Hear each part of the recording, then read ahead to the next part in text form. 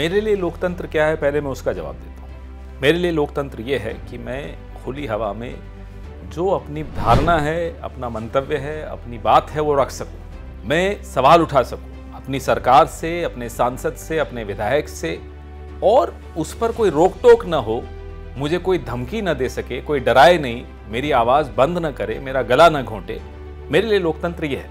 आप देख लीजिए, राहुल गांधी आवाज़ उठाते हैं संसद में, उन्हें बोलने नहीं दिया जाता। जो वो कह रहे हैं उनके शब्द एक्सपंज कर दिए जाते हैं, संसदीय कार्रवाई से निकाल दिए जाते हैं। उसके बाद संसद से ही उनको निकाल दिया जाता है। राहुल गांधी को संसद से निकाल दिया जाता है। संसद में आने के लिए उन पर शर्तें रखी जाती हैं कि पहले माफी मांगे। ऐसा इस देश में पहले कभी नहीं हुआ। इसलिए हम बार बार कहते हैं कि लोकतंत्र वाकई खतरे में है।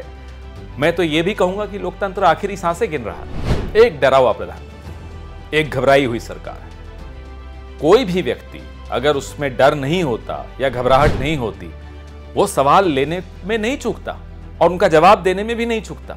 न ये सवाल सुनना चाहते हैं, न इन आरोपों का ये जवाब देना चाहते हैं। कार्रवाई किस पर होनी चाहिए थी? कार्रवाई अदानी जी पर होनी चाहिए थी। कार्रवाई किस पर होनी चाहिए थी?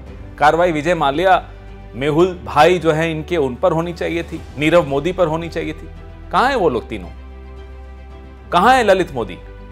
कार्रवाई आप राहुल गांधी पर कर रहे हैं क्योंकि वो उन पर आवाज उठा रहे हैं, सवाल उठा रहे हैं। ये दिखाता है कि प्रधानमंत्री नरेंद्र मोदी के लिए उनके दोस्त, भले ही वो देश को लूट ले, वो दोस्त ज्यादा महत्वपूर्ण है। देश में लोकतंत्र महत्वपूर्ण नहीं है, देश में विपक्ष महत्वपूर्ण नहीं है, देश में मीडिया महत्वपूर्ण नहीं है।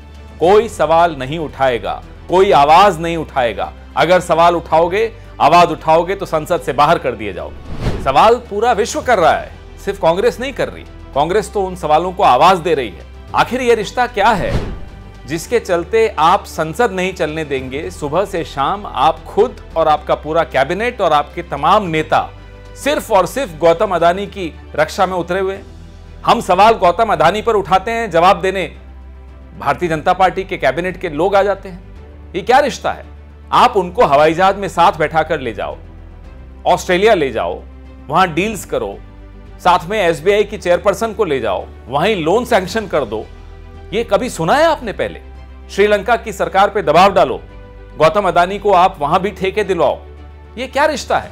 पूरी सरकार क्या गौतम अदानी के लिए बनी है? प्रधानमंत्री क्या गौतम अदानी के लिए आए हैं? देखिए, मंशा भारतीय जनता पार्टी की बड़ी स्पष्ट है। किसी भी तरीके से जो भारतीय जनता पार्टी के करीबी हैं या प्रधानमंत्री के दोस्त हैं, वो मेहुल भाई हों, वो नीरव मोदी हों, वो ललित मोदी हों या वो गौतम अदानी हो, इन सबको बचाना है। अब उसके लिए कोई भी तरीका निकले, कोई भी बहस हो, कोई बहाना निकले, वो बहाना ये बनाएंगे ताकि अपने दोस्तों को बचा सकें, सवालों से भी, आरोपों से भी, जांच से भी। भारत जोड़ो यात्रा से पहले तो हमको लगता था कि प्रधानमंत्री घबराते हैं राहुल गांधी के आरोपों से, सवालों से। भारत जोड़ो यात्रा के पश्चात तो हम बिल्कुल आश्वस्त हैं कि प्रधानमंत्री थर-थर कांपते हैं। राहुल गांधी संसद में अगर बोलें तो अव्वल तो प्रधानमंत्री होते नहीं है वहां, होते हैं तो हमें सुनाई दिया कि कमरे वमरे बंद करके टीवी देखते हैं और वहां कांप रहे होते हैं। तो भारत जोड़ो यात्रा में जो जन समर्थन मिला है, उसका प्रभाव हम पर कितना हुआ, कांग्रेस पर कितना हुआ, वो तो हम देख ही रहे हैं, लेकिन मोदी जी पर कितना हुआ वो सरेआम दिख रहा है, पूरा विश्व को दिख रहा है। राहुल गांधी किसके मुद्दे उठा रहे थे? राहुल गांधी बेरोजगारी के मुद्दे उठाते हैं, अर्थव्यवस्था के मुद्दे उठाते हैं, महंगाई के मुद्दे उठाते हैं, सीमा सुरक्षा और चीन के खतरे का मुद्दा उठाते हैं, गौतम अदानी के लिए जेपीसी की मांग करते हैं। तो जाहिर सी बात है, ये एक भी मुद्दा ऐसा नहीं जिसमें राहुल गांधी को या कांग्रेस पार्टी को कोई निजी लाभ हो रहा हो। ये तो देश के ही मुद्दे हैं, देश के ही सवाल हैं। आखिर कारण क्या है कि 45 साल का रिकॉर्ड टूटा है बेरोजगारी का? कारण क्या है कि 400 रुपए का सिलेंडर 1100 रुपए में बिक रहा है? कारण क्या है कि चीन के आगे आप नतमस्तक हो जाते हैं? लाल आंख तो बहुत दूर की बात है, चीन को आप क्लीन चिट दे रहे होते हैं। ये सब कारण तो हम जानना चाहते हैं। कारण क्या है कि आप जेपीसी की मांग पर भाग जाते हैं, संसद नहीं चलने देते? आप देख रही हैं, एक वो व्यक्ति 4 टर्म का एमपी, सदस्यता गई, सदस्यता जाने के कुछ घंटों में चिट्ठी आ गई कि घर भी खाली कर दो। कोई शिकन नहीं है, माथे पर कोई शिकन नहीं है। वो आज भी उसी ढंग से दहाड़ रहा है जैसे वो 10 दिन पहले दहाड़ रहा था। इनके कई नेता हैं, मैं नाम नहीं लूंगा, लेकिन आज भी सरकारी बंगलों पे वो बैठे हैं। न वो सांसद हैं, न वो चेयरमैन हैं, न वो कुछ हैं।